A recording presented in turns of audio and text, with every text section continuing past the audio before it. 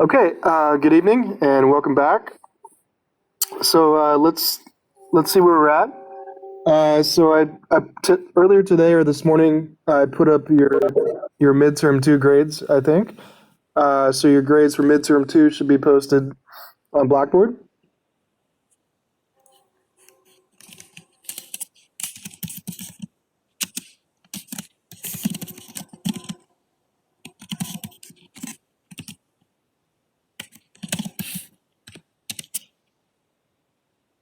Okay, so you should be able to see your grades for midterm two on Blackboard in the grading section.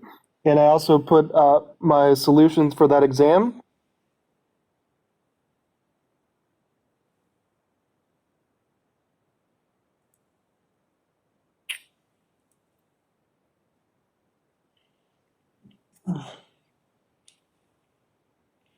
Okay, so if you want to see the solutions for midterm two for any questions or points you might have missed,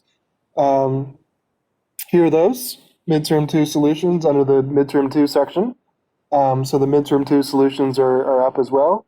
And so you can check your grades and let me know if you have any questions, and you can check the solutions to see those.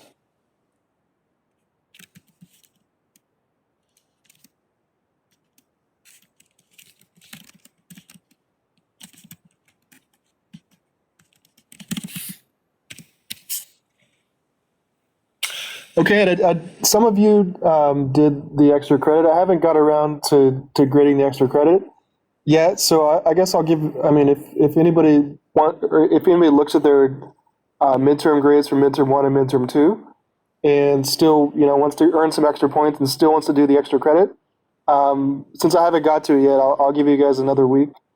If you want to do the extra credit, again, it's extra credit. It's optional, and so I think I've gotten maybe 3 students have given me their extra credit. And so I'll get those graded by next week.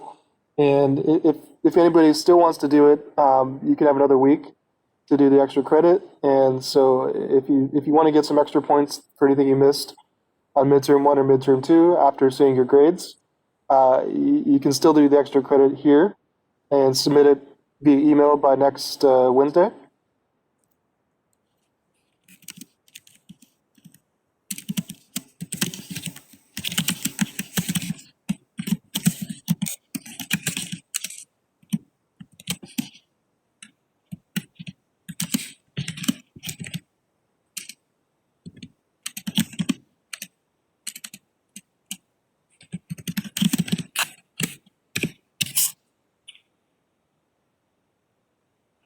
Okay, so that brings us back to today's material, and so we're going to do some more macro chapters. And so today, and so also the homework from last week is due today. So that.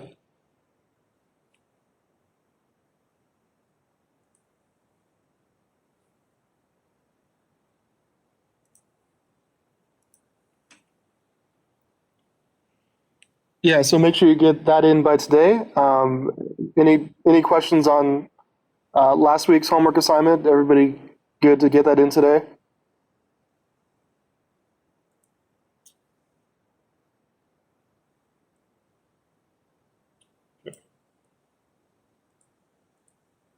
All right. Well, today we're going to do a couple of chapters on fiscal policy. Okay, so today's chapters are the key topics from these 2 chapters we'll cover from chapter 12 and chapter 13 in your textbook, and that'll lead us up to fiscal policy. Okay, so we learned last week kind of some of the main macro variables, intro to macroeconomics, and some key variables and trends. And this week, let's kind of build up to what fiscal policy is in the macro sense. So today's goals are to get up to fiscal policy and do the key ideas and features from chapter 12 and chapter 13. All right, so let's go ahead and start with chapter 12.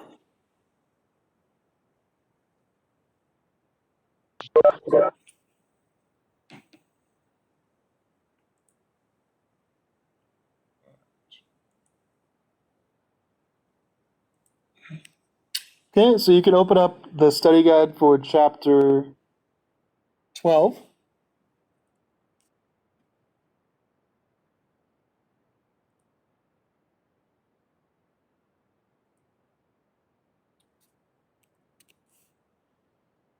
Okay, and there's a Excel file that goes with it, so I'll open that up. We'll get to that a little bit later.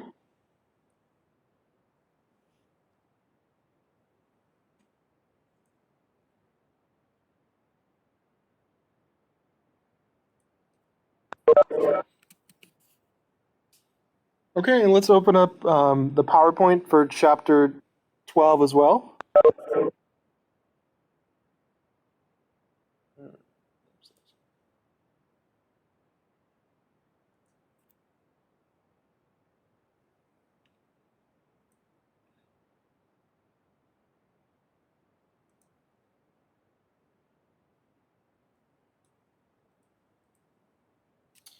Okay, so here we go.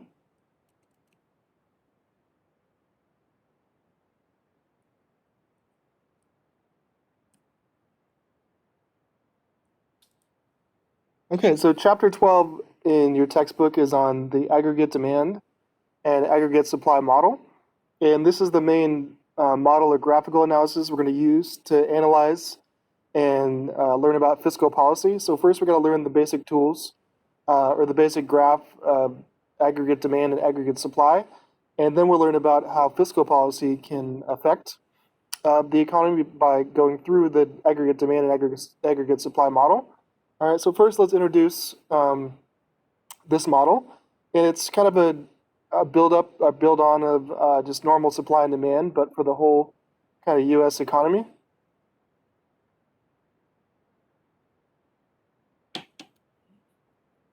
Okay, so let's introduce aggregate demand, or the AD curve in short, on slides 2 to 5.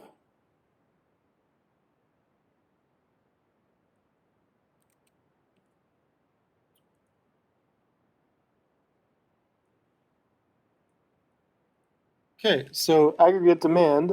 So aggregate is just an aggregation of all demand for the whole economy. So you can think of this as like a giant demand curve for the whole economy. Like what at each price level, what's the total amount of goods and services demanded? So think of this as the average or aggregate demand curve for the whole U.S. economy. So this is real GDP desired at each price level. Okay, so given the general level of prices, what is the demand for the economy? And obviously, there's going to be an inverse relationship because when the prices go up, less demand goes down because the price, it makes it harder to afford things. And so there's just like a normal demand curve, there's a clear inverse relationship between the price level and aggregate demand.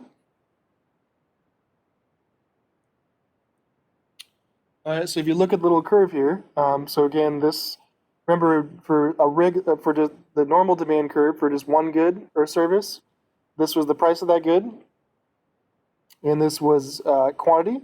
So this is now the price level of the whole economy, and this is how much output or GDP is desired by the whole economy. And so you can see the negative relationship when price goes down, aggregate demand goes up, or demand for GDP goes up.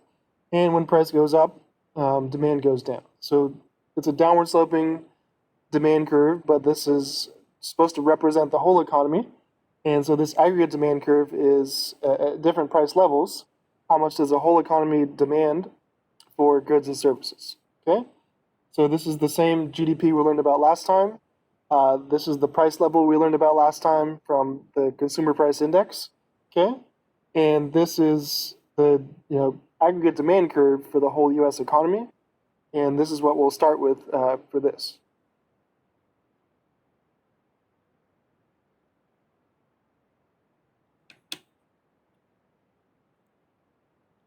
Okay, so you'll recall the equation from last time that we learned about in the homework of how we measured or add up GDP. All right, so remember this equation.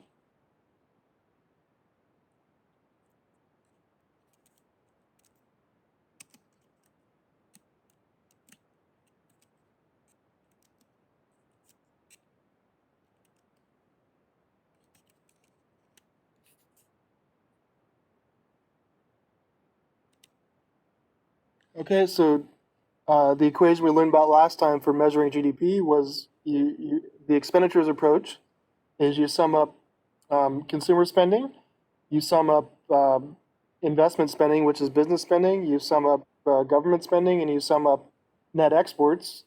And when you sum up all those things, that's your estimate or measure of GDP. Okay, and therefore, if any of these things changes, that shifts the aggregate demand curve, and that's going to affect GDP, right? So if this changes, any of these things changes, or more than one, that's going to have the same effect or the same direction effect on GDP. Okay, so basically, if there's a change in consumer spending, investment spending, government spending, or export spending, that's going to shift the aggregate demand curve.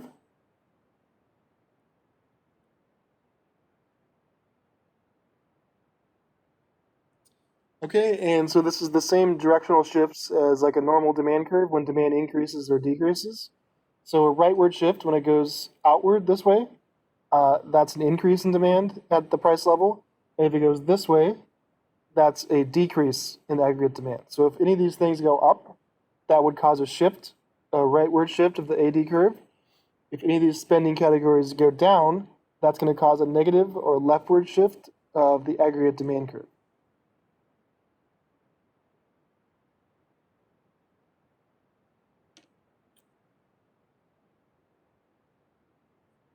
All right, so kind of summarizing the main concepts of the demand curve and then the different spending categories that go into GDP. All right, so putting all that together gives us this nice model of the aggregate demand curve.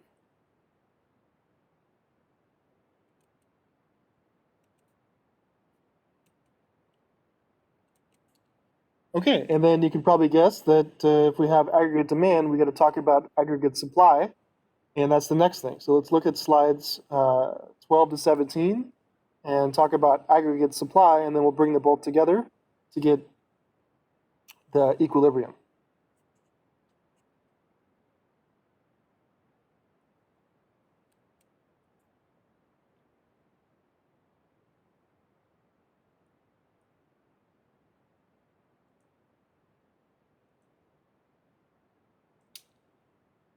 Okay.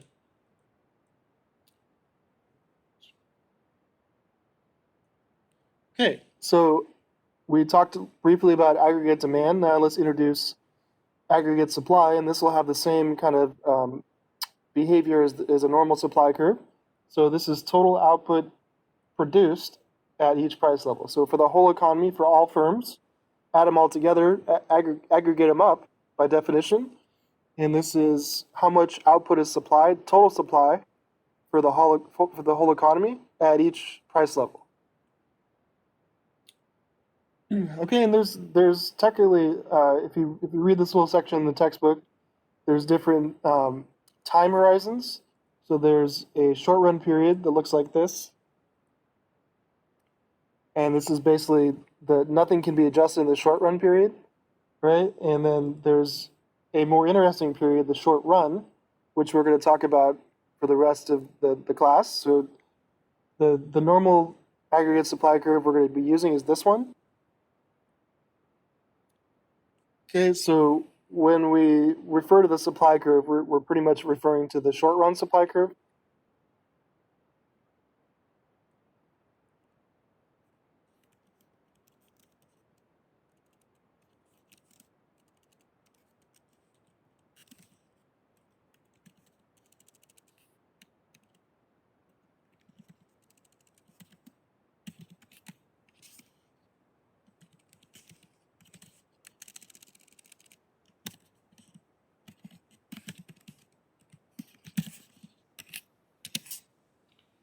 Okay, so I'll briefly mention the other types, but for the class and for the homework and for the exams and for the rest of our analysis and how I want to talk about fiscal policy, we're pretty much only going to use the short run aggregate supply curve. So when from pretty much the rest of the class or the rest of the semester, when I say aggregate supply curve, I mean the short run aggregate supply curve. So we'll kind of use them interchangeably. So we're really only going to be working with, and you only have to know about the short run aggregate supply curve. And you can just think of this as the aggregate supply curve. Okay, but so there's a short run supply curve like this, where it's perfectly elastic. And this is essentially saying that the firms can't make any adjustments in the short run, right? All of labor and all pricing decisions are fixed. Here is the short run supply curve, which we're going to be working with. You can see that here's the normal positive relationship between price and aggregate supply. So when price goes up, the economy supplies more, so that makes sense. Because if the general price level is higher, you're going to see an increase in supply because that's good for the firm's revenues.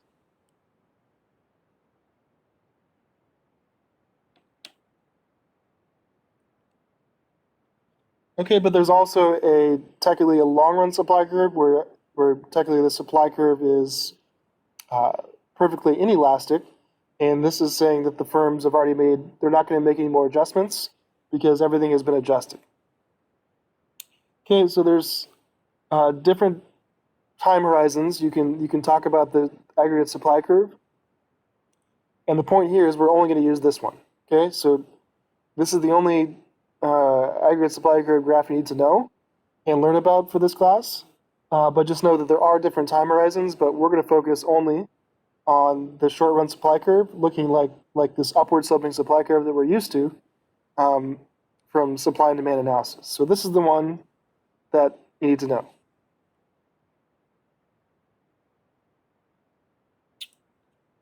Okay, so given this short run supply curve, positive relationship between the price level and total supply for the economy, let's look at things that can change or shift the short run aggregate supply curve, which I'm just going to call the supply curve or aggregate supply curve from now on.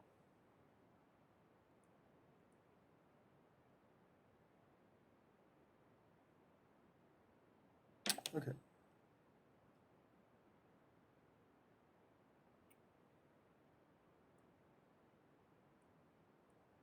All right, so what are some factors that can shift the aggregate supply curve? So here's some things. First, you can have a change in input prices. So if it gets more costly to supply that final good, then that's going to decrease supply because it's now more costly, right? So this is like an input price causing a decrease in supply for the whole economy. So if just in general, input prices for the economy go up, that's going to have a negative effect and shift the aggregate supply curve to the left.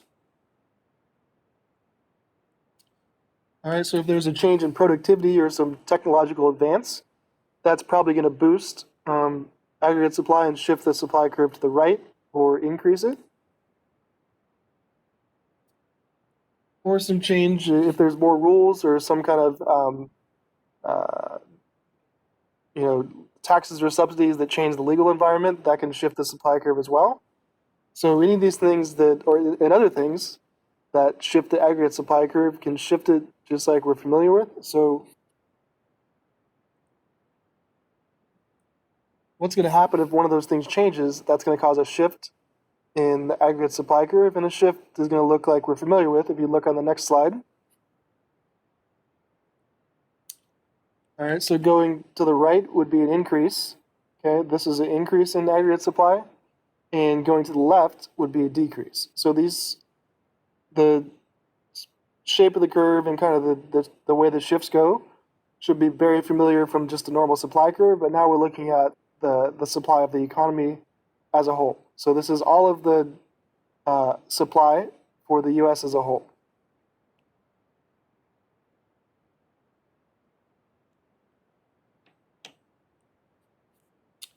Okay, so Like for example, if input prices go up, that causes a decrease in supply, it goes this way. Or if there's a technological advance or a subsidy, that's going to increase aggregate supply, it goes this way.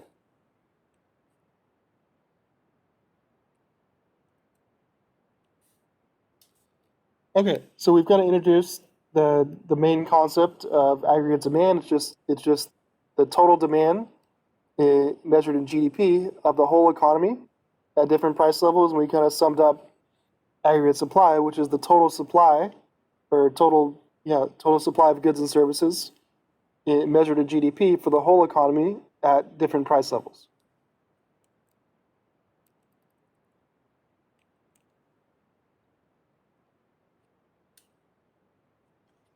Okay, and you probably guessed that we're going to put those two curves together and get some equilibrium for the whole US economy, and that's slide 21.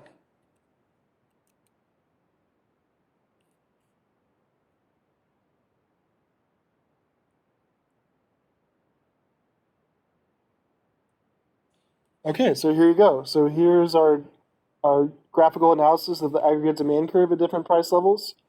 Here's the graphical analysis of the aggregate supply curve, downward sloping, upward sloping. And just like we learned about for an individual good or service, for the whole economy, what this model says is there's some price level which clears the market. And so this price level 100 would be the price level that supply equals demand. Okay, so higher prices, you can see that if the price is higher, like 108, output demanded would be less than output supplied, and you'd have like kind of a surplus. And if we were lower than that, if price was down here, then demand would be higher, and we'd have a shortage. Okay, so just like the normal supply and demand analysis, think of this, but recognize that this is the price level of the whole economy, and this is total output measured in GDP.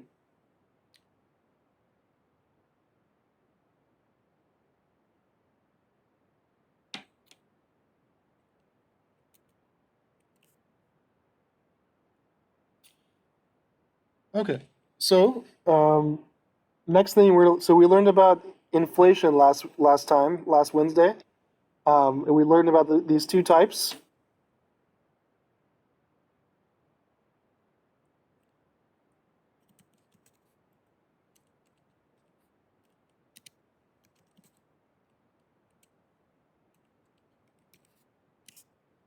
Okay, so we learned about, and I think this was on the homework too, in chapter 10 or 11, about two different types that can lead to inflation. And what we're going to do here is use the aggregate, the ADAS curve or ADAS model to graphically show how we can represent these two different types of inflation. Okay, so first, let's look at how we can view or illustrate demand pull inflation on the ASAD curve.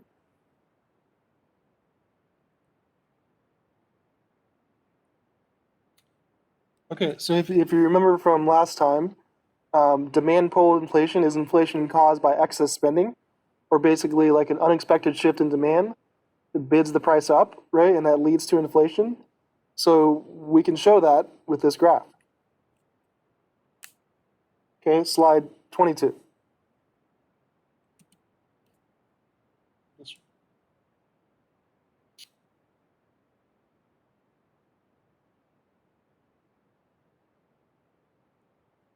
All right, so you can see here, so we're starting at point P1.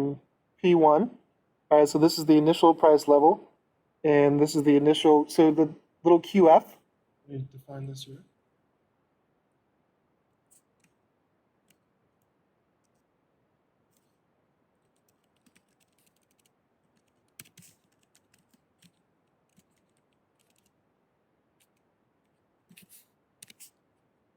So the Q subscript F, QF is full employment output, and so you'll see this a lot in the textbook and the graphs here. So the goal of the economy is to always be, or getting towards full employment. And so remember in the unemployment chapters, full employment output is when we only have when we don't have any cyclical unemployment. So in relation to last time,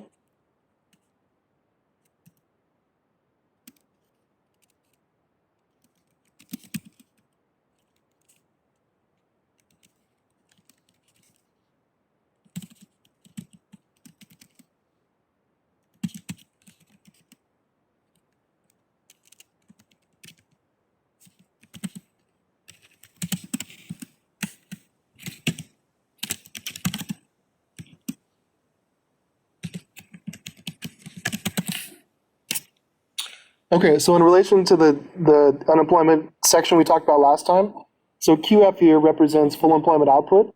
All right, and that doesn't mean that we have zero unemployment. It means, uh, according to the model, that this is when the economy has only structural and frictional unemployment. Okay, but no cyclical. So cyclical means um, there's we're in the recessionary phase of the business cycle, and so right now the current state of the economy, we're definitely below full employment. We definitely have cyclical employment. So currently we're below full employment.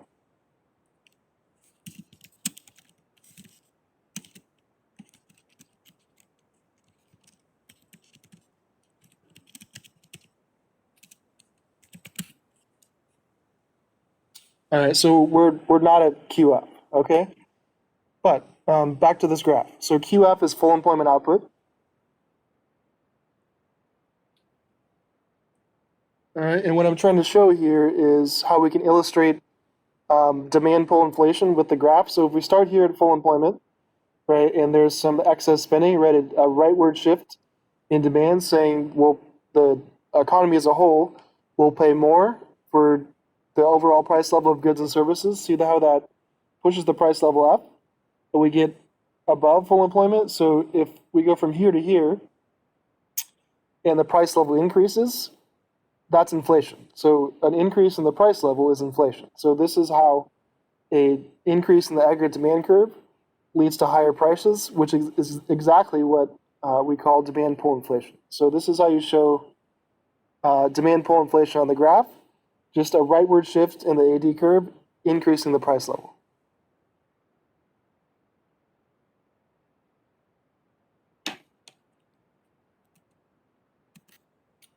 Okay, we learned about a second type of inflation, and this is the supply side cause, and this is called cost push. And let's look at that on slide 23. So let's use the same model to show inflation caused by the supply curve.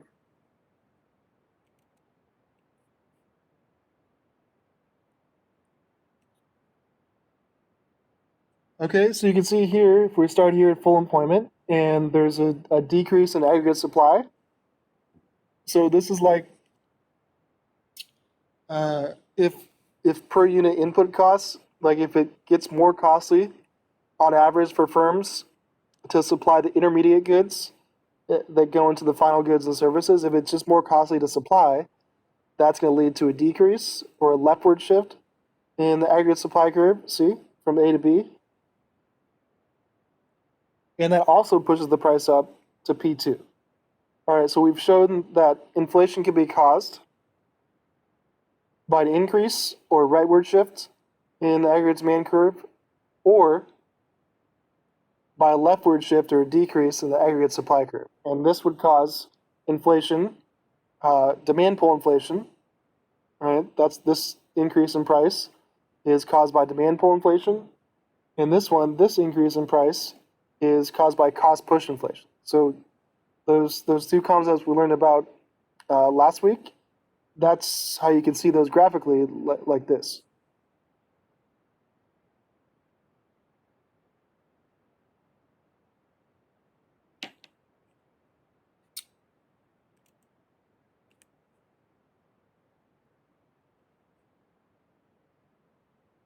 Okay. All right.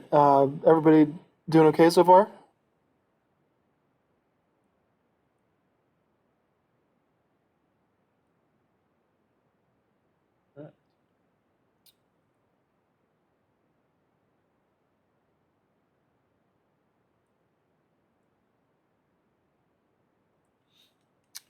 Okay, the next concept. So there's a bunch of terms here, and so last time in chapter 10, 11, we learned that prices are not very flexible in the downward direction.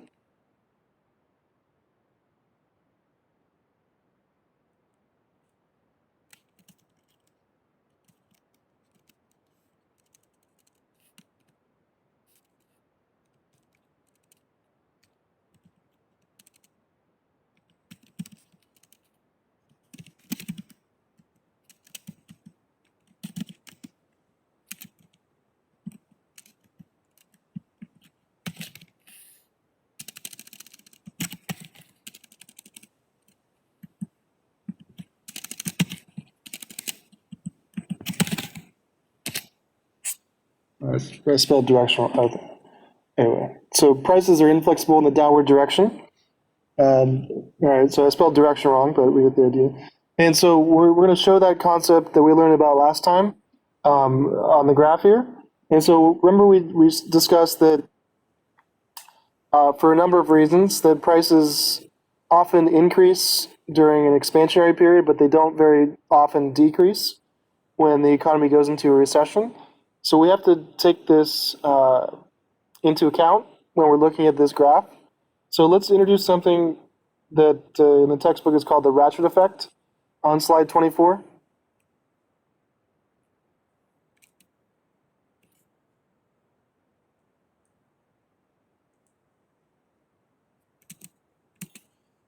Okay. Oh, here we go.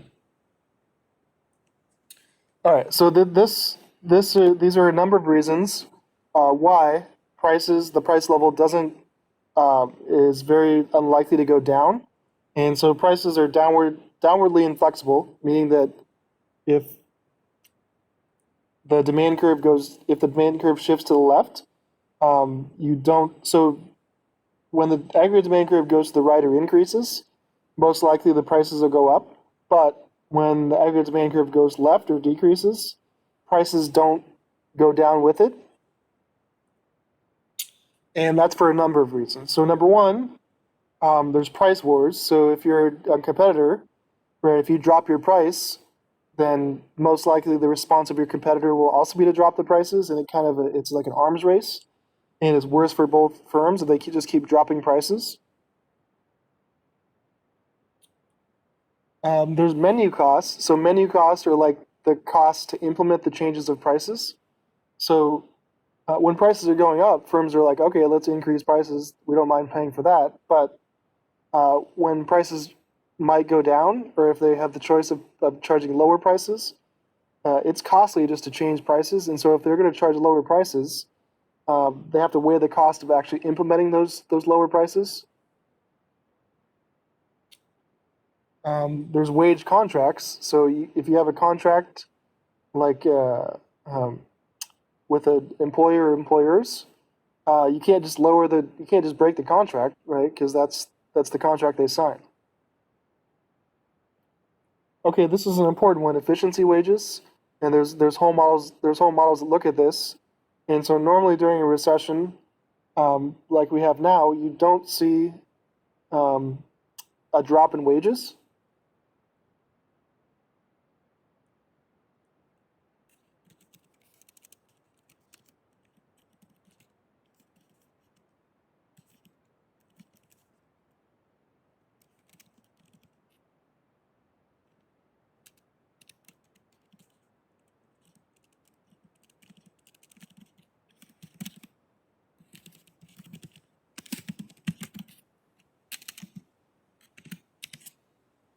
Okay, so during a recession, wages generally do not fall.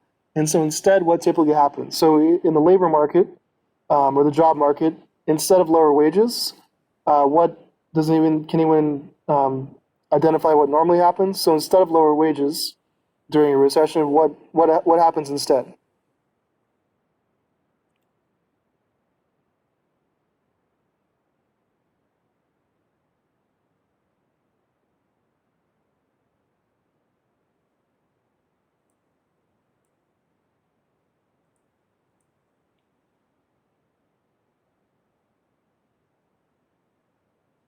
All right. So what happens? What happens to jobs during a recession? So yeah, exactly. So people get laid off, right?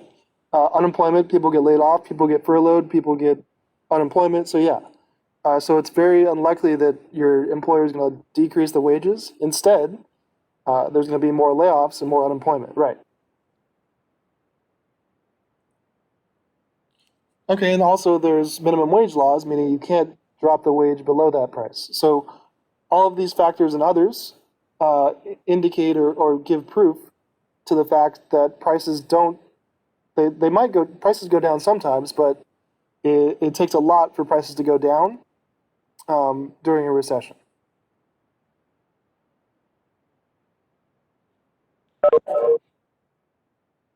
Okay. One is Oh, and so the reason it's called or coined the I didn't make this up, but it's coined the ratchet effect.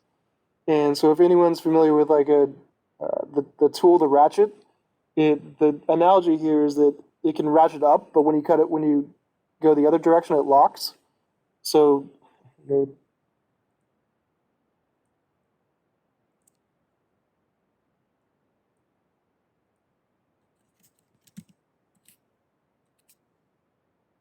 yeah, this thing. Yeah. So if anybody's ever used one of these things, um, right?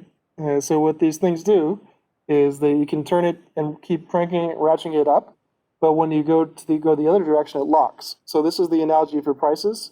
So you can ratchet the prices up, but when you go back the other direction, it locks. Okay, so that's the analogy for the price inflexibility in the downward direction, but prices will ratchet up.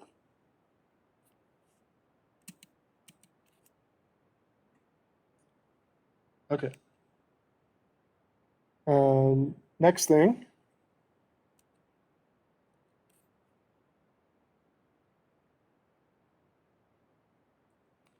Okay, next thing is we're going to use this graph to show recessions and unemployment, and this will be kind of the picture of what's going on at the current moment of the economy. So let's look at slide 25 to show how you can use this graph to illustrate a recession, and let's account for the fact that prices don't often go down with the recession.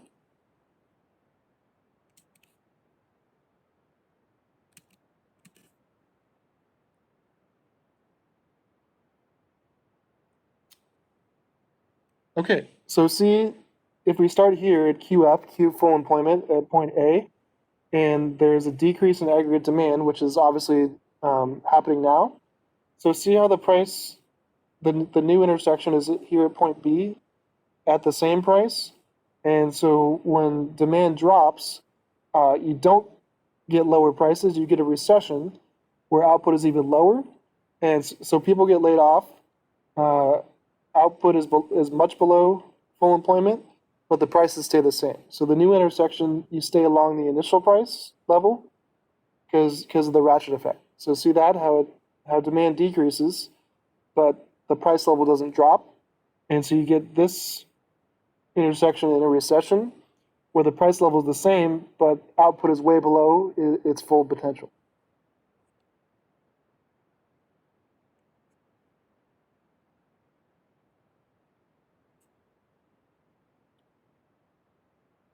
Okay, so I know it's kind of a simple graph and it doesn't tell the whole story, but this is uh, somewhat of a representation of the current state if you think we're in a recession.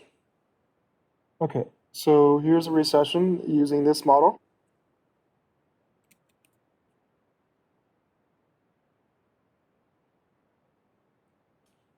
All right, last thing is this thing called the multiplier, the spending multiplier.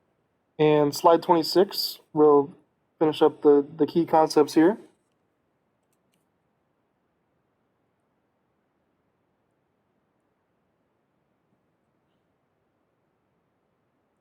Okay, so the idea here is that those spending categories.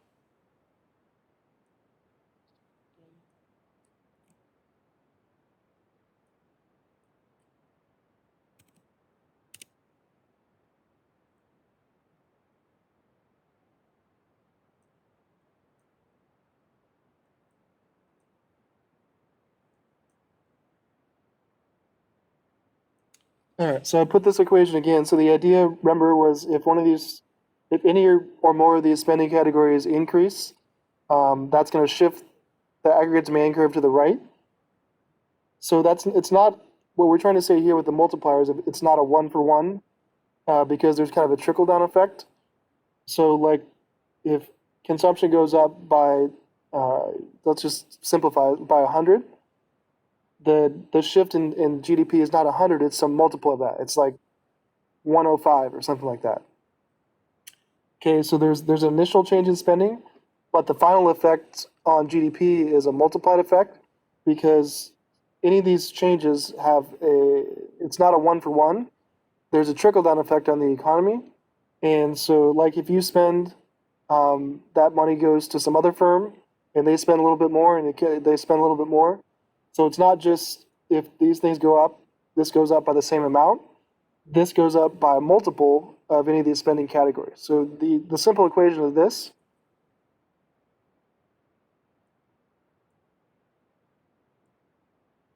okay, so the multiplier in this sense is the change in real GDP divided by the initial change in spending.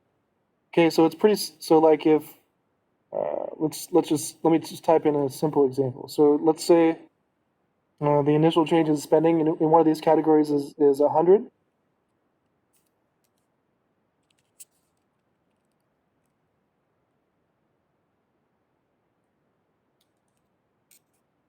All right, let's change. Let's say the resulting change in real GDP is 200.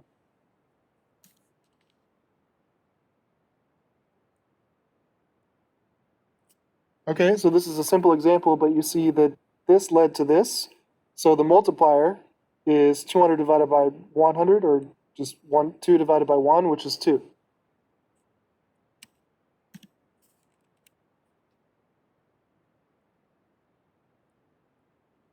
Okay, so that's the idea, is if you can estimate the multiplier, then this multiplied by that is the resulting change in real GDP. So if 100 leads to 200, then the multiplier is 2. And so if that's the case, and this is accurate, then all the changes in spending should be multiplied by 2, and the multiplier here is 2. Okay, so that's the idea of the multiplier in the spending sense.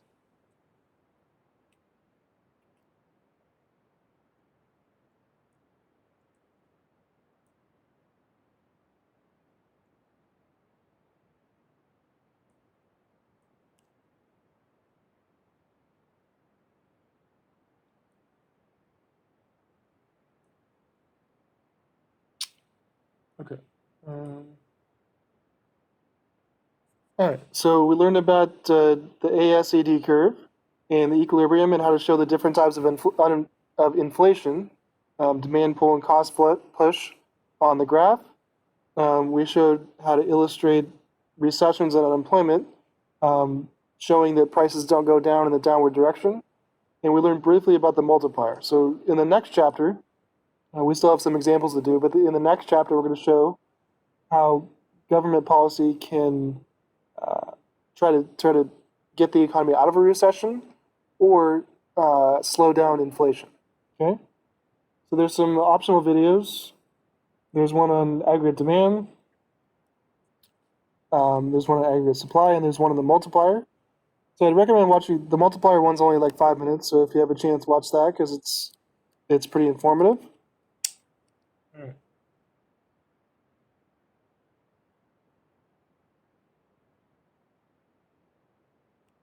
Okay, so I guess we only have one big question or big example for chapter 12, and that's this one.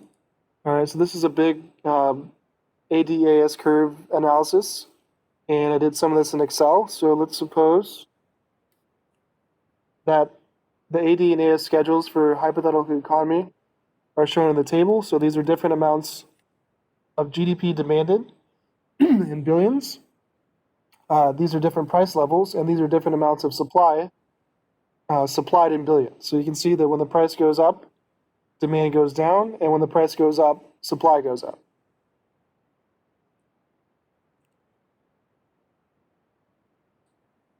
Okay, so what is the equilibrium price level and the equilibrium level of real output in this hypothetical economy? And let's illustrate that with the ADS curve. All right, so for part A, first just look at the chart here. So there's only one price level in which supply equals demand. So that is here at 200, where this is 300, and this is 300. Any other place, demand exceeds supply or supply exceeds demand. So if you showed that in the graph, just plot these points and these points at different price levels, you get something like this.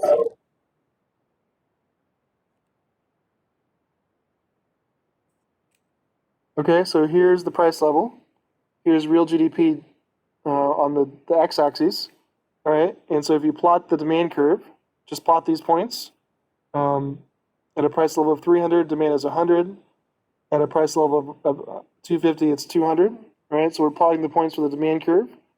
We get this downward sloping aggregate demand curve.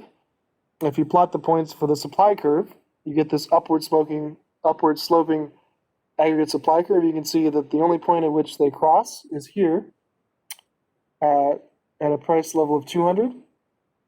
Then both the supply and demand equal each other there. So there's the initial equilibrium, right? Okay, and so I did this in Excel if you wanted to see the spreadsheet.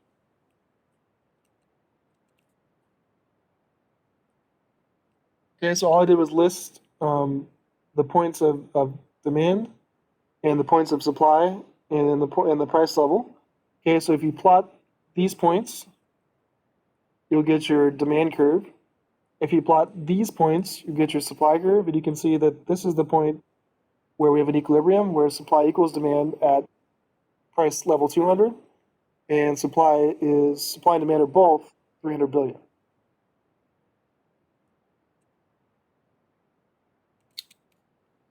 Okay, but what if something changes? What if, suppose, that buyers desire to purchase 200 billion of extra real output at each price level? So what's the new price level and level of real output? And let's illustrate that on the same graph. So this, we're saying we have an increase in demand.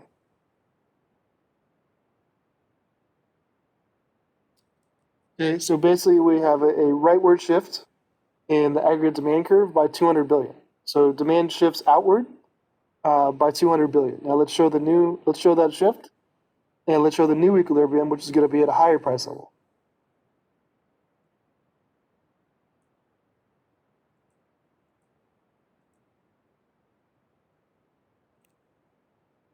Okay, so here's what happens is this. All you gotta do is add 200 to each of the original points for demand, because they increase by 200 billion at each price level. So see how, just add 200. So this is 100 plus 200 is 300. 200 plus 200 is 400. Okay, so add 200 to all these, and you get 300, 400, 500, 600, 700. So this is, we increased all the values by 200. All right, so that would shift or shift outward the demand curve by 200. If that's the case, we have a new higher equilibrium price level here. We're now at this increase in demand, 250 is the new equilibrium. So this, with the shift in aggregate demand, now at 250, this is 400 and this is 400, and we're at the new equilibrium of 400 billion at a new higher price level of 250.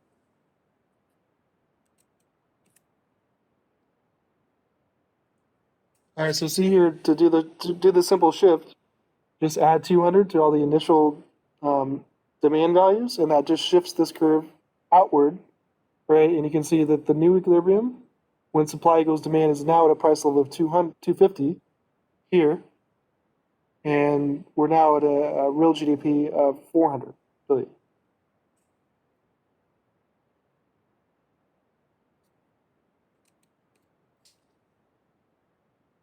Okay, now let's do the final part. C is a change in supply. Let's, in addition to part B, let's suppose the amount of real GDP supplied increases by 400 at each price level. And so what's the equilibrium price level and real output now? And let's illustrate that. So now we have an increase in supply in response to increase in demand. So now let's increase supply by 400 billion.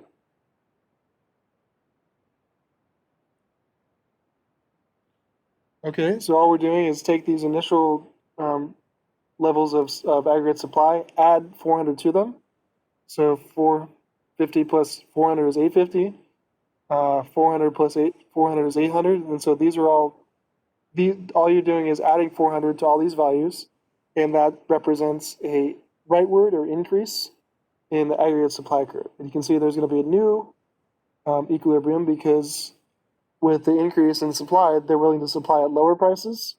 And so now the new equilibrium, with the increase in demand, and the increase in supply is 600 billion at a price level of 150. See? So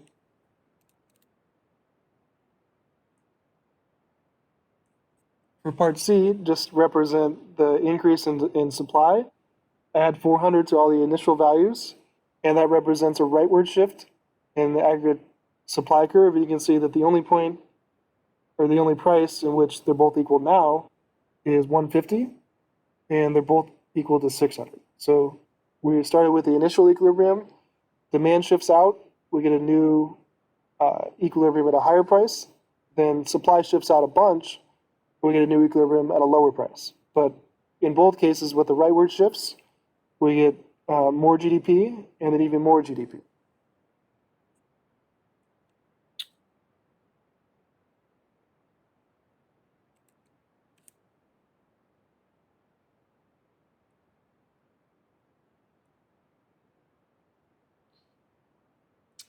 Okay, so that's the big example here for chapter 10. I don't, there's no, this is not on the homework. There might be one on the, similar to this on the take-home final. But any questions on what we showed here in this big aggregate demand and aggregate supply model um, for parts A, B, or C with the demand and supply shifts?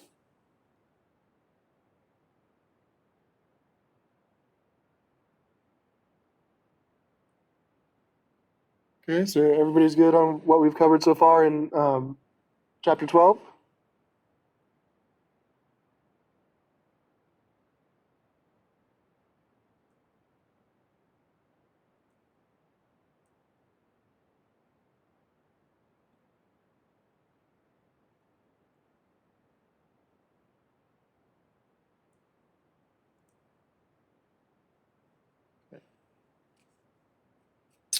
All right, well, we're done with the first chapter, so that's chapter 12. We still got one more chapter to do, and now we're going to kind of incorporate fiscal policy into this type of graphical analysis and show how fiscal policy works in the next chapter. So let's go on and let's do chapter 13.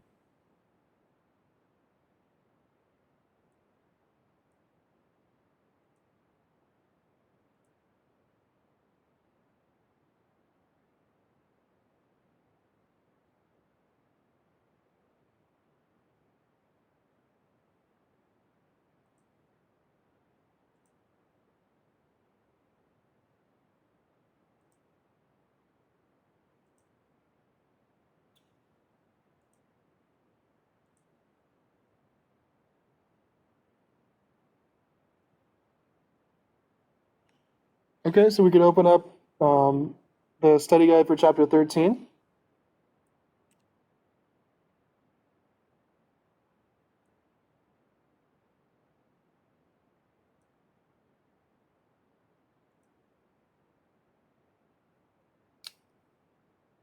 Okay.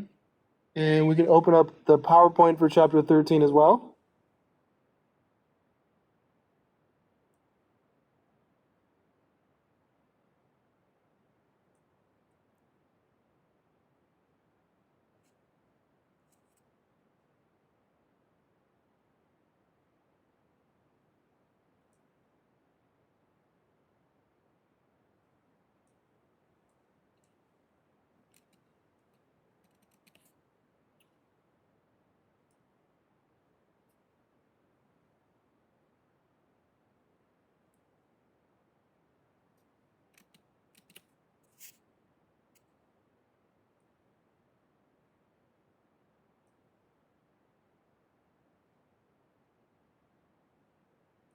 Okay, so in this chapter, we're going to talk about fiscal policy and then how that comes in to attempt to affect the economy through the aggregate demand and aggregate supply model.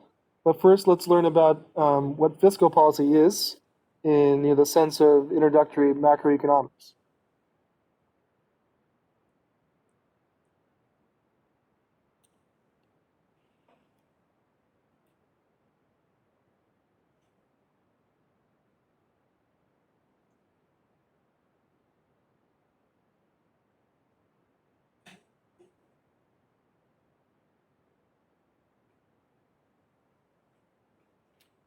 Okay.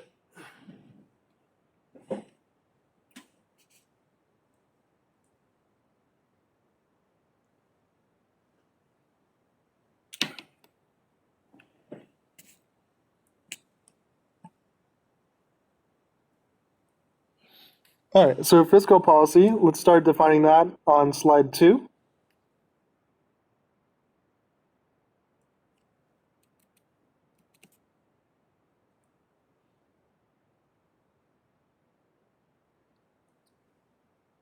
All right, so fiscal policy is government policy. So this is how the US government tries to use its policy tools to affect the economy. And so so in the sense of what we're talking about for fiscal policy, there's two things we can discuss, government spending or taxes. So in the two policy tools that we have for this simple analysis for the U.S. government for fiscal policy, the U.S. government can either increase or decrease government spending, or they can increase or decrease taxes, and those are the two tools that we'll talk about for fiscal policy. So for the purpose of this class, fiscal policy means either changing government spending, changing taxes, or some combination of both.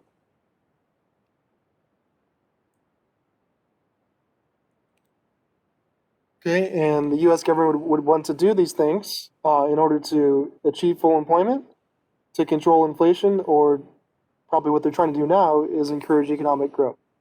So anytime the economy is out of whack, whether it's due to inflation or recession or unemployment, the U.S. government can try to use its policy tools and either increase government spending, or cut taxes, or some combination of both to try to boost the economy. So let's talk about how, and then show graphically how these tools can affect or supposed to affect the economy. So next thing.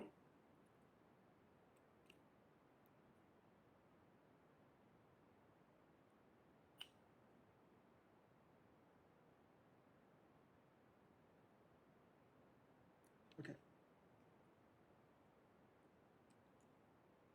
All right. So there's two types of fiscal policy. So either the government wants to try to boost the economy, which is most likely, and that's called expansionary fiscal policy. So if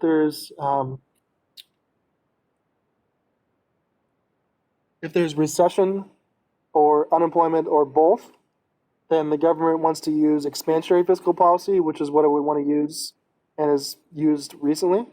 So expansionary fiscal policy, we'll look at the slides, but this is when the government wants to fix or combat recession or unemployment. And they would do that by increasing government spending, cutting taxes, or some combination of both. All right, so fiscal policy or expansionary fiscal policy, boosting the economy on slides 3 to 4.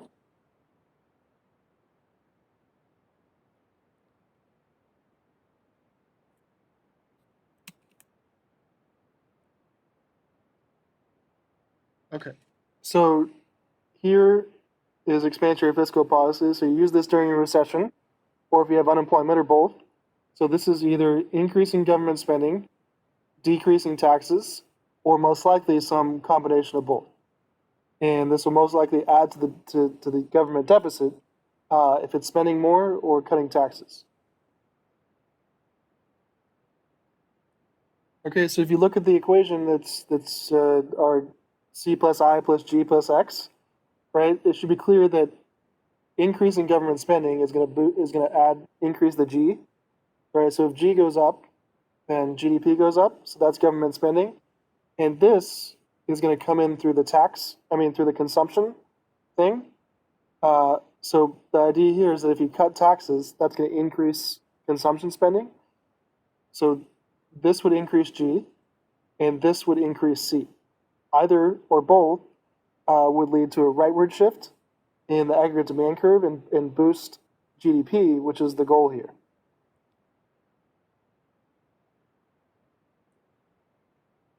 Okay, so see that if we're starting here at the 490 and P1, we're in a recession, and we're trying to boost the economy.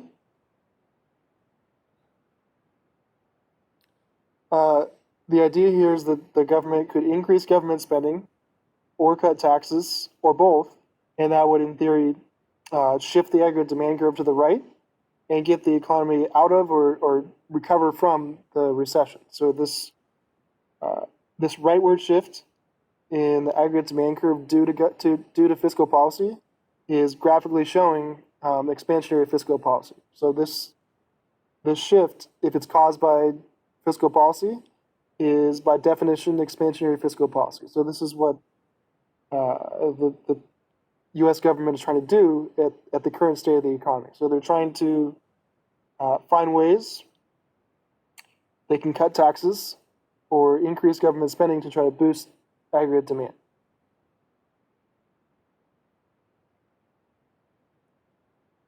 Okay, so I guess one big way you would see right now, especially for the government spending, is these kind of these big vaccine contracts.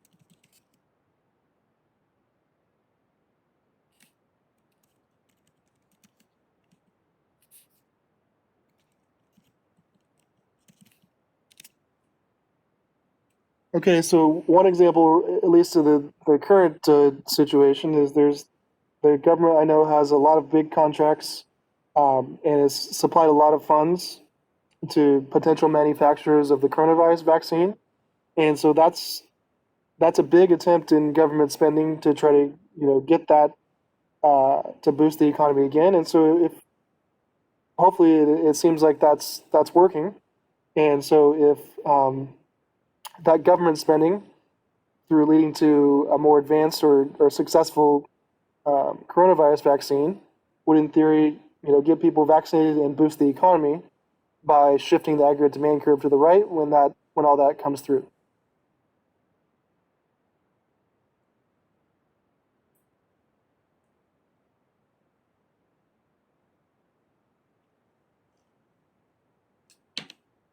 Okay, now what about the other type of fiscal policy?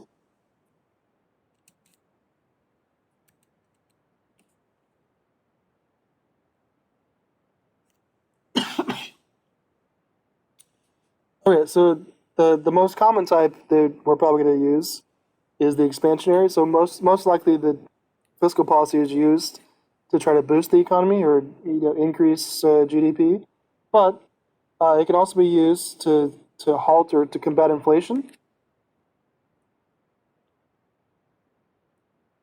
So if inflation is an issue and the government wants to stop the increase of prices too much, they can use contractionary fiscal policy, and that's the opposite of expansionary. So either increase or decrease government spending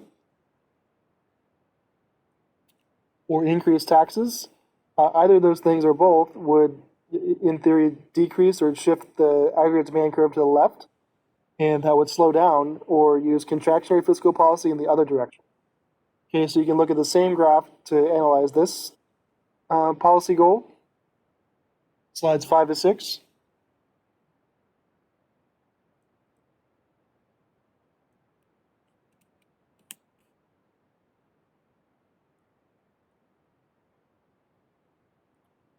All right, so the U.S. government could use contractionary fiscal policy if there's demand pull inflation, right? If there's just too much spending and prices are increasing more than that is good for the economy, then contractionary can be used, and this is either decreasing government spending, increasing taxes, or some combination of both. So we know that this would decrease the G category in the GDP equation, so that's going to decrease aggregate demand, and increasing taxes is in theory going to decrease consumption, and that's also going to shift the aggregate demand curve to the left. All right, so both of these things are tools in which the government can use contractionary fiscal policy.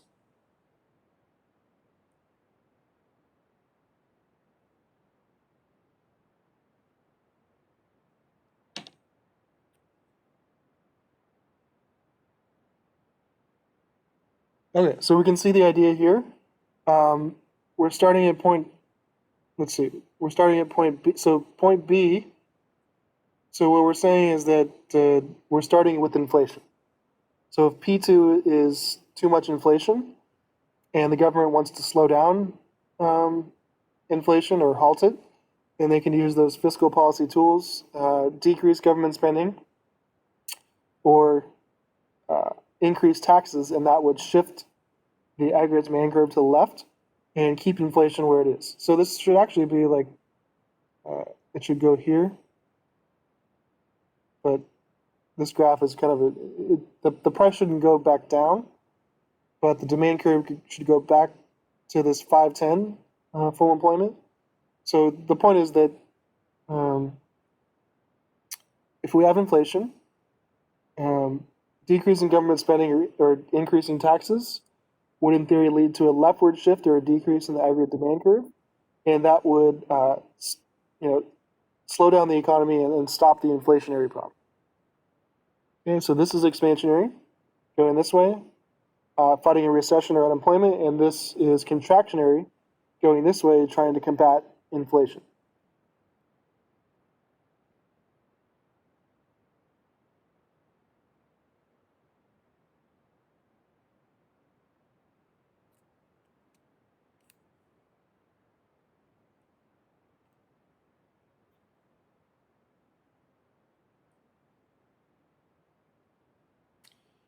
Okay, so we've got some examples of contractionary and expansionary fiscal policy in the examples in the homework, but let's talk about the investment demand curve real quick, and then the crowding out effect.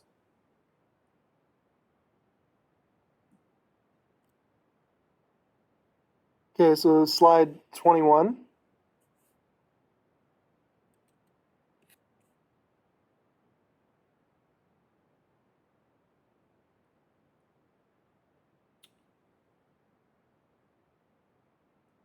Okay, so we haven't talked about this yet, but this is the investment demand curve, this ID curve, and it shows the negative relationship between investment and real interest rates. So over here on the left side is the real interest rate, and down here is investment for the whole economy. And so this is showing that there's a clear negative relationship between the two. So if the interest rate goes up, that essentially means that the cost of private investment or the cost of business spending goes up. It's more costly to borrow, so investment goes down. And if the real interest rate goes down, it's cheaper to borrow, it's cheaper to invest, and investment goes up. So first, just recognize the negative relationship between the real interest rate and investment, showing that if the cost of borrowing or the cost of investment changes with the interest rate going up or down, then that directly affects the level of private investment in the US economy.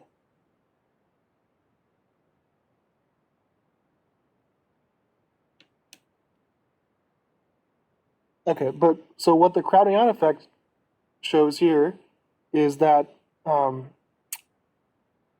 so if there's expansionary fiscal policy that's like an increase in government spending, uh, that that's showing that if the government is spending more, they're putting upward pressure on interest rates because they're borrowing more.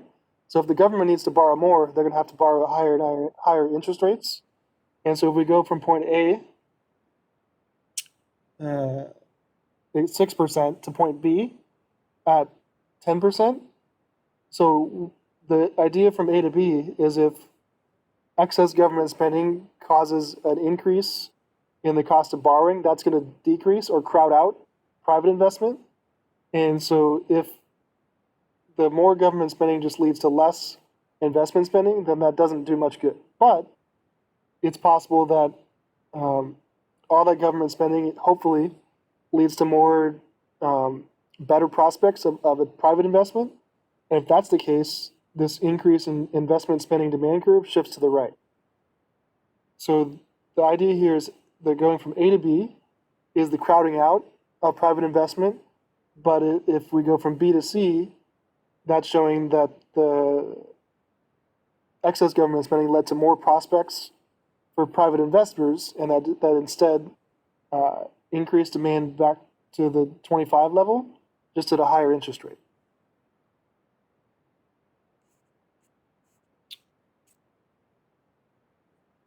All right, so there's a lot going on here, but yeah, so investment demand curve, um, the relationship between real interest rates and private investment, the possible negative effect of crowding out, right? If public spending leads to a crowding out of private spending, that can go from A to B, but it can also lead to an increase in the investment demand curve because now there's more prospects to invest in.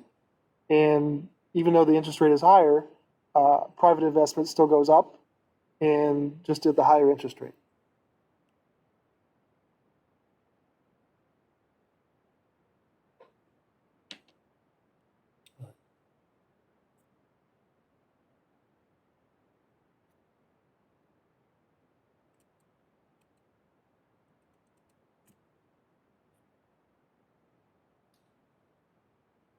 Okay, everybody doing okay so far? Any questions on um, fiscal policy or crowding out?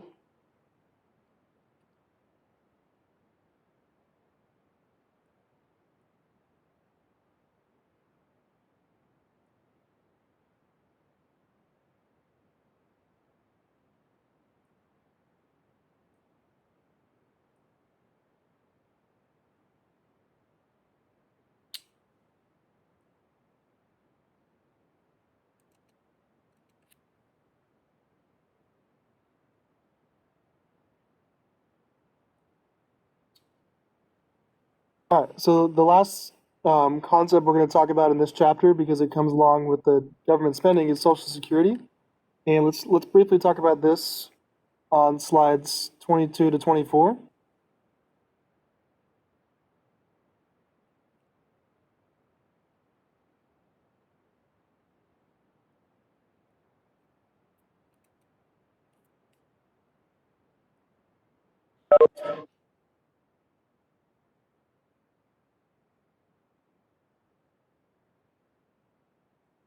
Okay, so let's talk briefly about Social Security.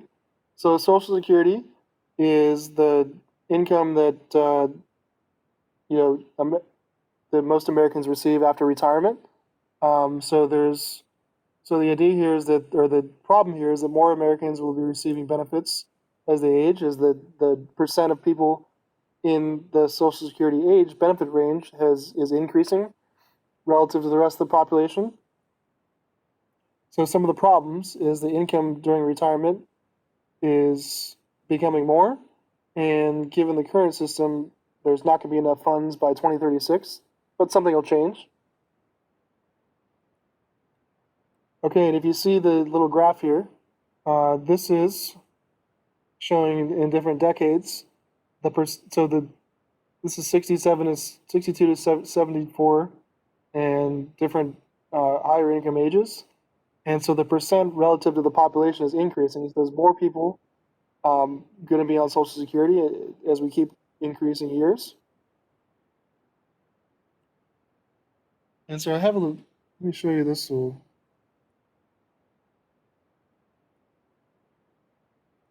this graph or this website.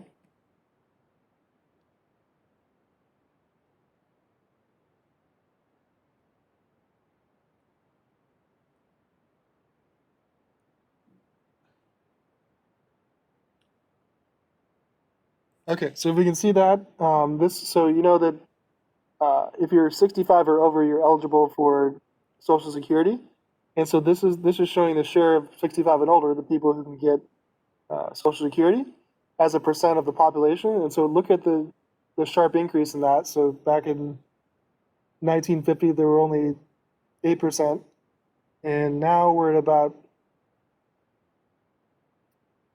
17%. And the projection is that by 2050, about a fifth of the population will be eligible or on Social Security. Okay, so this is, I mean, there's in one way this is a good, I mean, this is good because uh, people are living longer, right? The life expectancy is increasing, but the problem here from the Social Security point is that we're having more and more people be on Social Security, and it's been harder to fund that retirement income.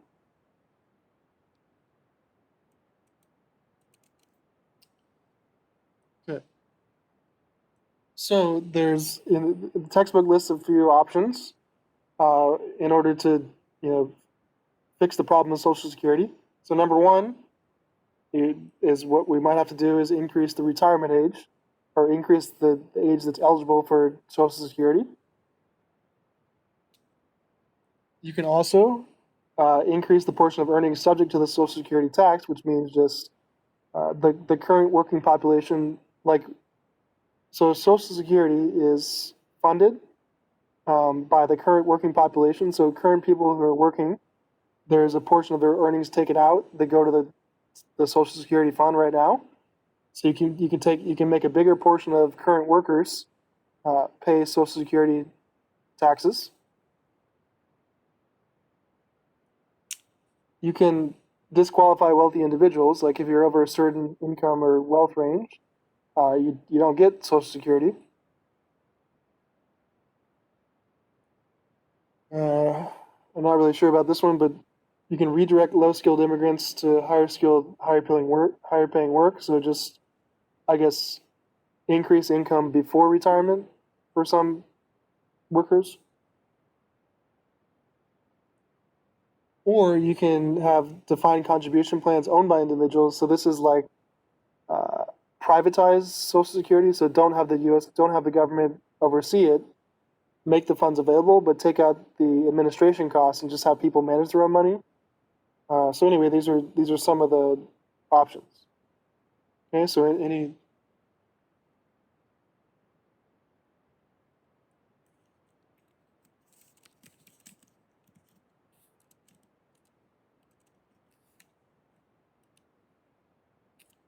okay.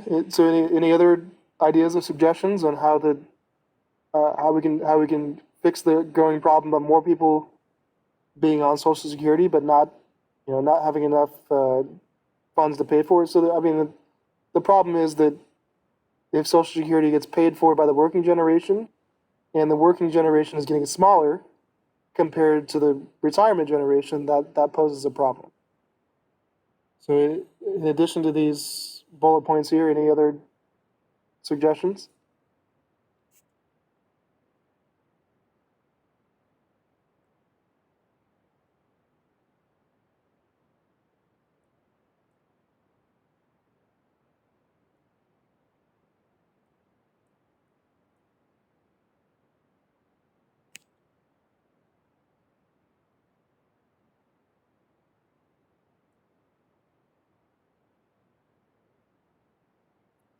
All right. Well, anyway, something's gonna have to be done, but so it's probably gonna be a combination of all these things or and some others.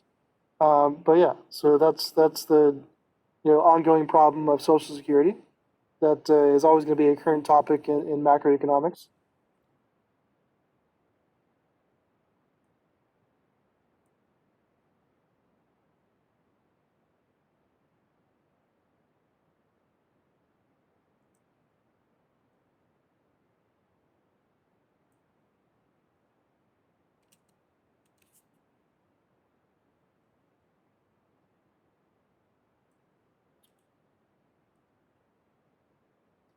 Okay. So there's some optional videos. So we went through the key concepts here. Were most importantly introducing and learning about fiscal policy, which is the government either increasing or decreasing government spending, or increasing or decreasing taxes, or some combination of both. And you can use it to boost the economy, expansionary, or to slow down the economy, contractionary. We learned briefly about the investment demand curve and how we can introduce or talk about crowding out, and then just a little bit about Social Security.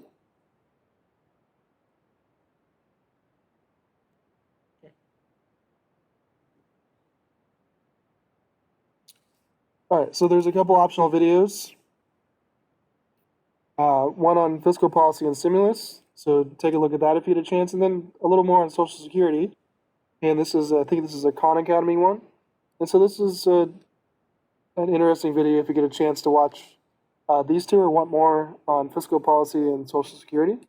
I'd recommend looking at those.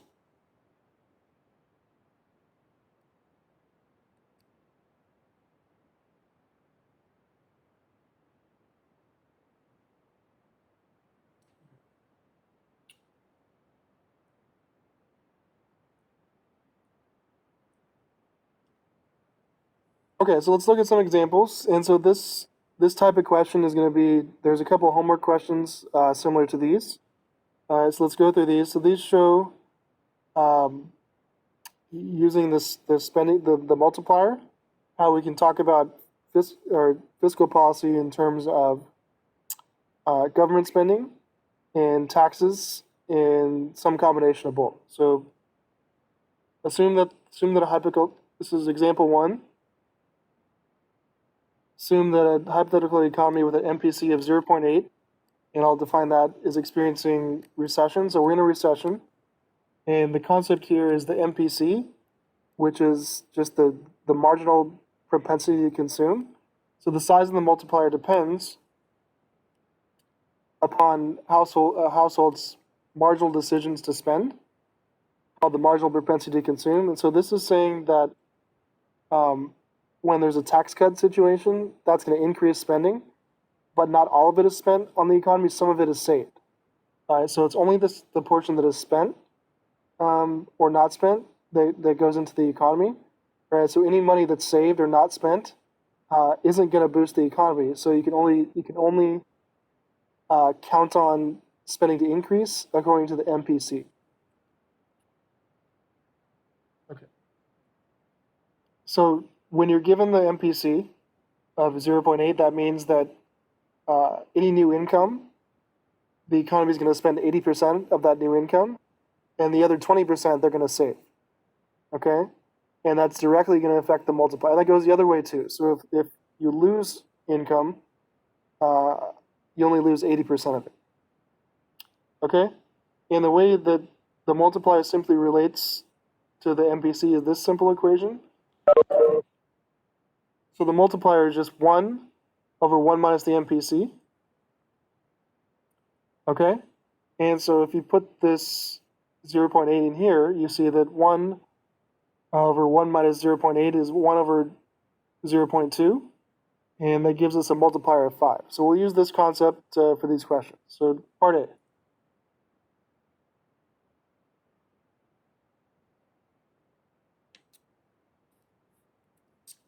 Okay, by how much would government spending have to rise to shift the aggregate demand curve rightward by 25 billion? So we're looking at expansionary fiscal policy. We're in a recession, and the economy has an MPC of 0.8. So first, for this question, you just want to calculate the multiplier based on the equation in the MPC. So here's the equation.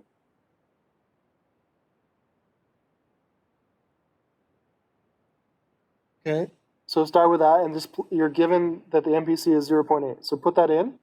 So the multiplier equals 1 over 1 minus the MPC, or 1 over 1 minus 0.8. And that's the same as 1 divided by 0.2. So that gives us exactly a multiplier of 5. Okay, so the first thing you want to do is just use that identity and take your MPC and get the multiplier based on the MPC. Yeah, so the multiplier now is 5.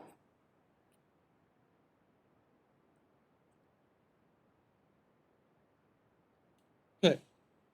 So the simple equation here to look at the effect of government spending on demand is just to change this. So little delta is the change. So the change in government spending times the multiplier leads to the desired effect in aggregate demand. Okay, so remember, it's not just a 1-for-1. The change in government spending depends on the multiplier. And we know that for this equation, the multiplier is 5. So we're saying what change in government spending times 5 would give us the effect we want, which is to increase aggregate demand by 25 billion.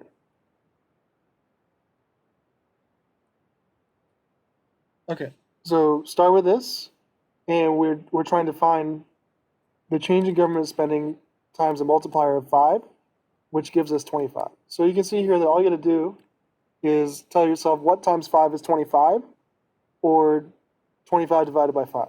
So what we've determined is that an increase in government spending of 5 times 5 gives us 25. So that's the idea. So we showed that government spending would have to increase or rise by 5 billion to shift the aggregate demand curve rightward by 25 billion. So the idea here is if the government can figure out the multiplier, they don't have to increase government spending by the whole amount they want. They just have to figure out the multiplier, and then what change in government spending times that would lead to the effect. All right, so the multiplier is not going to be 5, but you get the idea.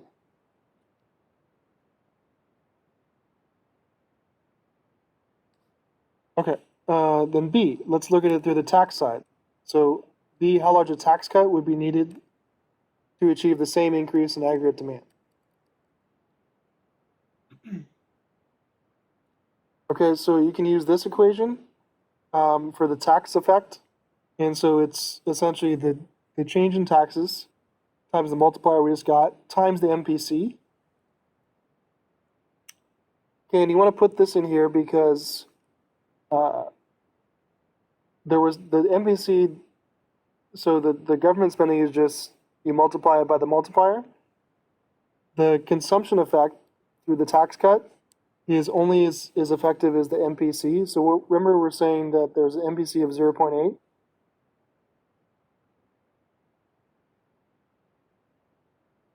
Okay, and that essentially means that any new money received from a tax cut, only 80% of it goes into the economy, the other 20% is saved. So therefore, this tax cut effect has to be multiplied by 8.8 because it's only 80% effective. All right, so you have to put that in there because this tax cut's going to be multiplied by 0.8, and the other 0.2, the other 20% is saved. That doesn't boost the economy. Okay, so the idea is that the change in taxes times the multiplier times the MPC, the effectiveness, that's got to equal the change in aggregate demand. So we're trying to find this. The multiplier is 5, the MPC is 0.8, and our effect that we want is 25. So if you multiply 5 by 0.8, that gives us 4. And so we're saying what times 4 gives us 25? Okay, so if you divide 25 by 4, you get that you want an equivalent change in taxes to be 6.25. So we said here that a tax cut of 6.25 billion would be needed to achieve the same increase in aggregate demand. So the idea is that either this would shift the demand curve by 25 billion or this would shift the demand curve by 25, either one, okay? And the reason why this one's a little bit higher is because only 80% of this goes into the economy. The other 20% gets saved, where this goes right into the economy. All right, so the trade-off is this takes longer, this is less effective. And usually what we'll see in Part C, is that the government uses some government spending and some tax cuts to achieve the full effect.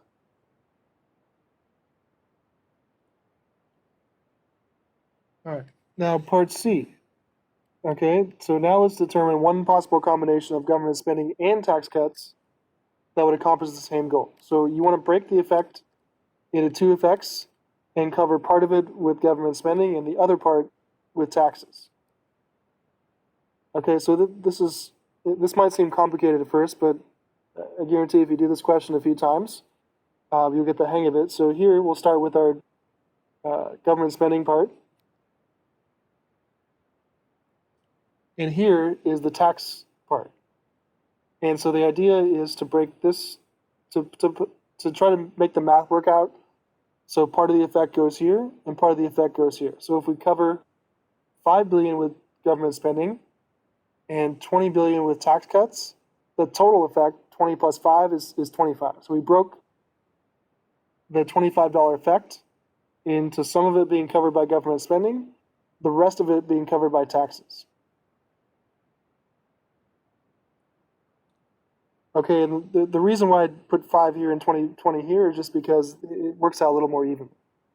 But it doesn't, whatever you choose to go for this, there's no right answer, but whatever doesn't get covered with government spending, the rest of it has to be taken care of with tax cuts. Okay, So if we want to cover 5 with government spending, then what change in government spending times 5 would give us 5? So there's 5 divided by 5, which is 1. Okay, so the the 5 billion in government spending is going to be taken care of with the or the 5 billion in aggregate demand that's being taken by government spending is just increased government spending by 1 billion. Now the rest of it has to be taken care of by tax cuts now.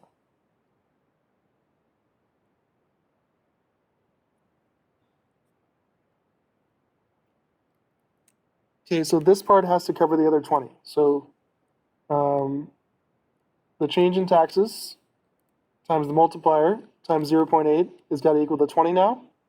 And so that comes out to the change in taxes times 4 equals 20.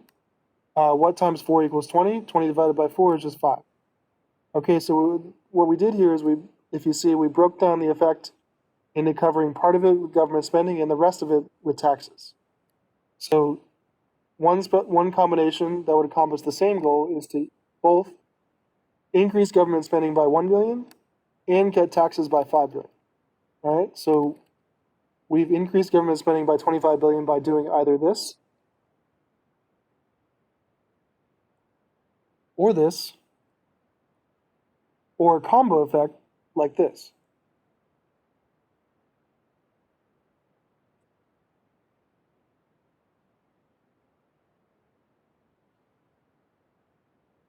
Okay, so we'll do one more in a second, but so there was a lot going on there, but hopefully this made some sense of how we're trying to accomplish the goal of boosting aggregate demand by increasing government spending or cutting taxes.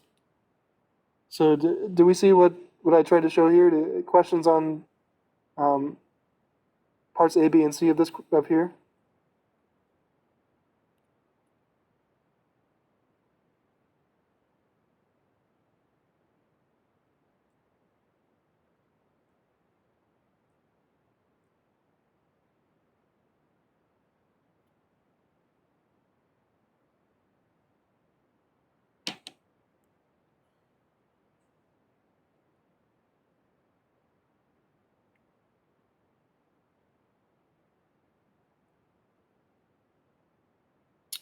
All right, let's do.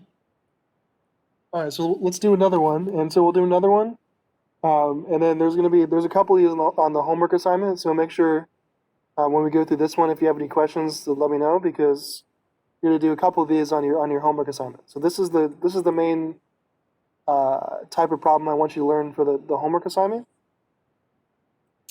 Okay, let's do another one.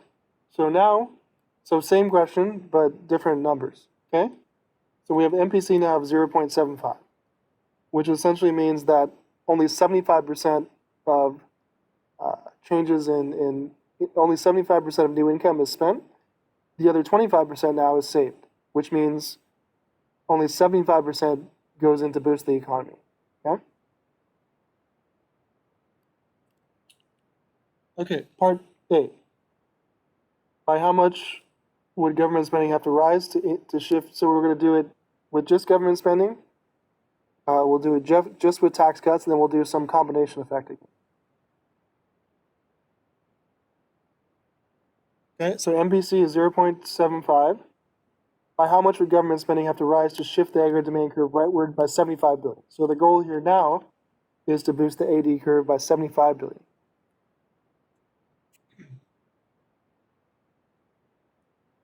Okay, so start with the normal identity and solve for the multiplier. So here it is. And then let's just plug in our MPC for this equation, which is 0.75. All right, so it should work out evenly. Okay, so the multiplier is 1 over 1 minus 0.75, which is the same as 1 divided by 0.25, and that gives us a multiplier for this one of 4.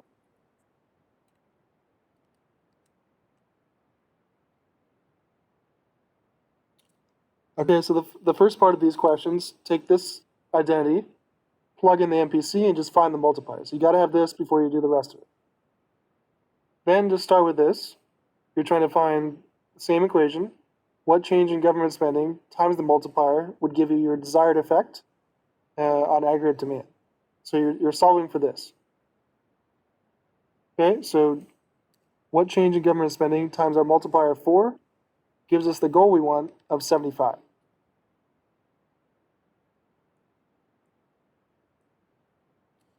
All right, so what times 4 is 75, or 75 divided by 4, and this gives us 18.75. So we're saying that government spending would have to rise by 18.75 billion to shift the aggregate demand curve rightward by 75 billion. Okay? Now, what about doing it with the tax cuts only?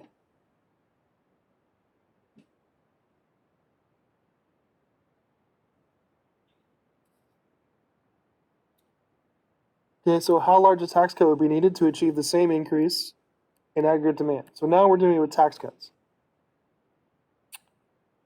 So here's the equation. The only difference is you got to put in the MPC because the new income from tax cuts, only 75% of it boosts the economy. The other 25% is saved. So you're going to multiply this effect by 0.75 because it's only 75% effective. Okay, but start with the same equation. Change in taxes times the multiplier times the MPC equals your desired outcome in aggregate demand. So you're trying to find this. Multiplier is 4, MPC is 0.75, and you're trying to boost aggregate demand by 75. So this comes out to the change in taxes times 3 equals 75. And what times 3 equals 75? This one works out nice. 75 divided by 3 is 25.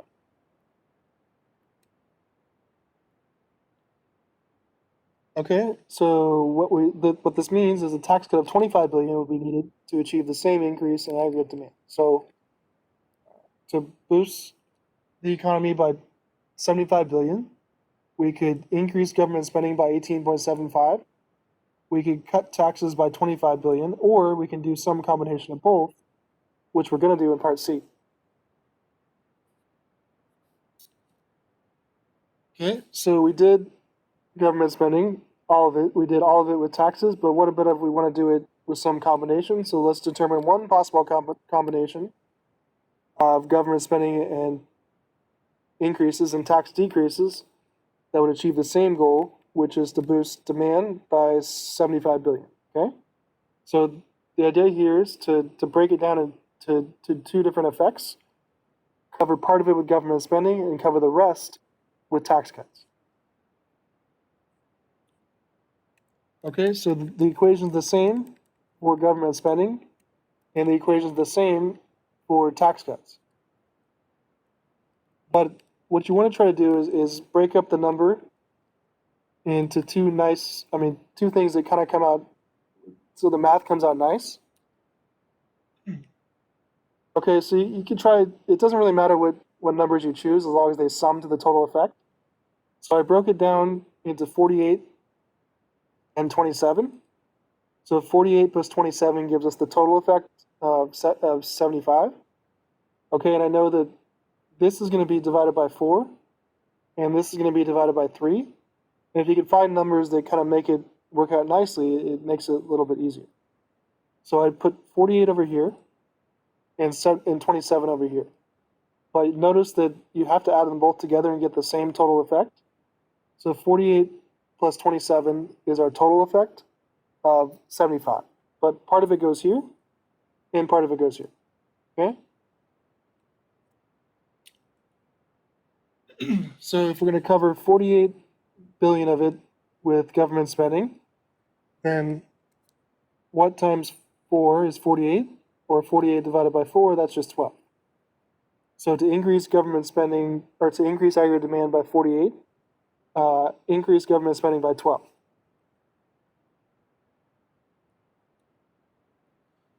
Okay, and we're going to cover the other 27 billion with tax cuts. So what tax cut times 4 times 0.75 equals 27?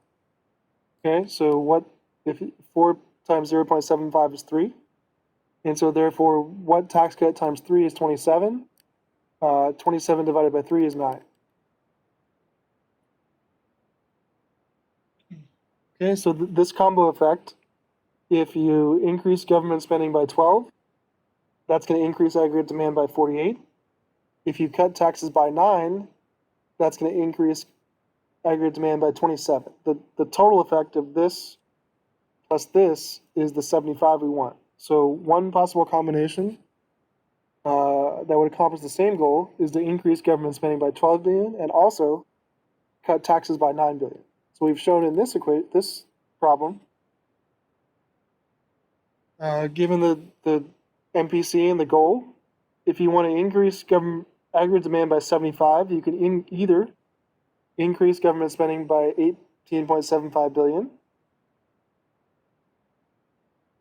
cut taxes by 25 billion, or you can also increase government spending by 12 billion and cut taxes by 9 billion. So any of these three options would all lead to the same goal, which is to increase aggregate demand by 75 billion. Or you could probably, think of some other combination.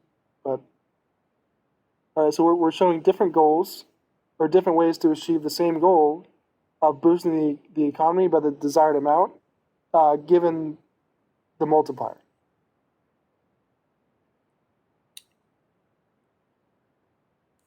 Okay, so hopefully these examples made some sense. And again, there's going to be I think there's two of these in the homework assignment.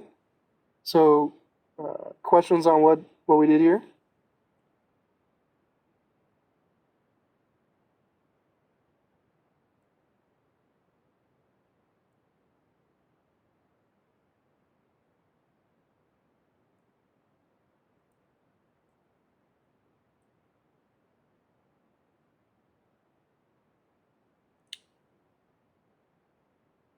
All right, so a few more examples, then I'll pull up the homework assignment for these chapters.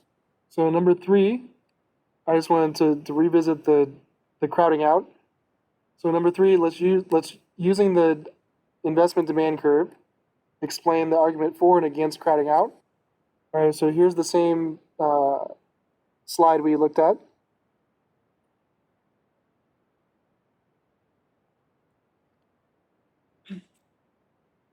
Okay, and so the crowding out thing you won't be tested on. I just kind of wanted it's kind of a fun concept in this in chapter. So you don't have to do this in the homework or be tested on it, but I just wanted to kind of explain the concept of crowding out again. So here this shows the investment demand curve and the crowding out effect. So if the investment demand curve is fixed, then the increase in the interest rate, right? So if there's government spending, that's going to lead to an increase in the interest rate because they have to borrow at higher rates.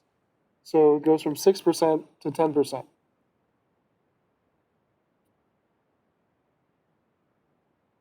Okay, so from point A to point B, right? The cost of borrowing goes up due to excess government public spending. Okay, so the idea is that if the increase in the interest rate from 6 to 10%, caused by financing a large public debt, will move the economy from point A to B. That's going to crowd out, right? So instead of boosting the economy, that's going to crowd out private investment and decrease the size of the capital stock. All right, so in addition, so even though government spending boosts the economy, there is a contraction in the gross private investment, right? And so what was gained in public spending was lost in private investment spending. Okay, but if the public goods enabled by the debt improve the investment prospects, then they'll be willing to borrow at these higher interest rates, and the investment demand curve might shift rightward from the investment demand 1 to investment demand 2. And if that's the case, any crowding out might be offset by the boost or the increase in demand of investment demand due to these more prosperous investments. Okay. So this graph shows the argument for crowding out, like the argument against public spending, because it could lead to crowding out, but it could also say an argument against that, saying that government spending, public debt spending, can increase the opportunities, and even though it increases the interest rate, the cost of borrowing, it can lead to better opportunities for private investments. Okay.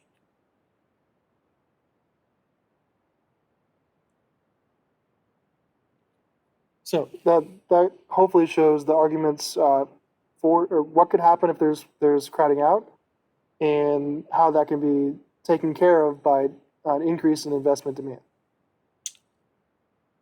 Okay, then number 4 on Social Security. So what are the broad options for fixing the long run problems? So remember, we just went through some of the possible options to fix the growing problem that there's more people as the years go on being eligible for Social Security as a percentage of the population. So some of the options were increase the retirement age, increase the portion of earnings subject to Social Security, so increase the tax by the current working generation, disqualify people who are over a certain wealth amount, or you can privatize the Social Security plans and take away a lot of the administrative costs. So any of these 4 things, or possibly other things, could possibly lead to some solutions to the Social Security issue that keeps growing and growing.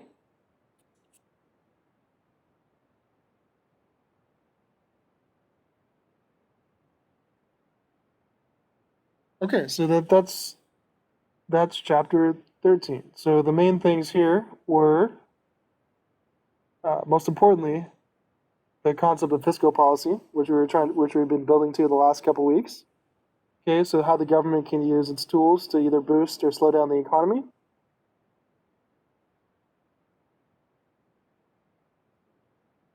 Okay, and then the 2 other things that I focused on that really won't be touched on, but they're interesting, are investment demand and crowding out, or not crowding out, and Social Security.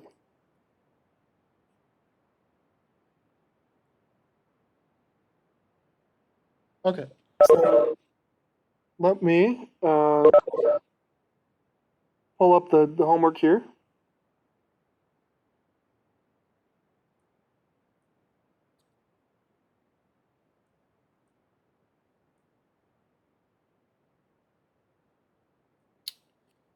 All right, so homework assignment, I combined it for these chapters too. So homework assignment chapters 12 to 13. You can open that up. This is for next week.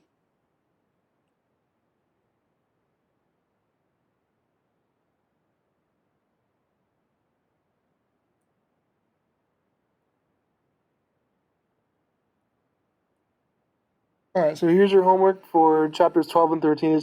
There's 2 questions based on the same type that we just went through, with those couple examples. So you're going to be given an MPC, and you need to use that simple equation to get the multiplier, and then do only government spending, do only taxes, and then try to come up with some combination of both to achieve the same goal. And then you do it again for a different MPC, and then you'll do government spending, you'll do taxes, and then you'll do some combination of both. All right, so just follow the same exact recipe or process that we did in the examples. And if you have questions on these types, let me know. But this is the main type of question for the homework that I wanted you guys to take away here. Okay, and so that again, like always, is due in a week, next Wednesday, and so this is for chapters 12 and 13. Okay, so make sure you get the chapter 10 through 11 homework due in by today sometime. That's due today, and then this one's due next week, and it goes here. Yeah, and so questions on what I want you to do for the chapter 12 and 13 homework, this one?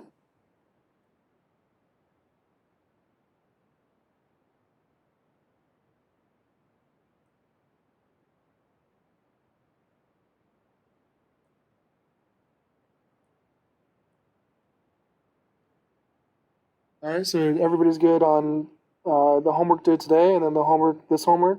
Yeah?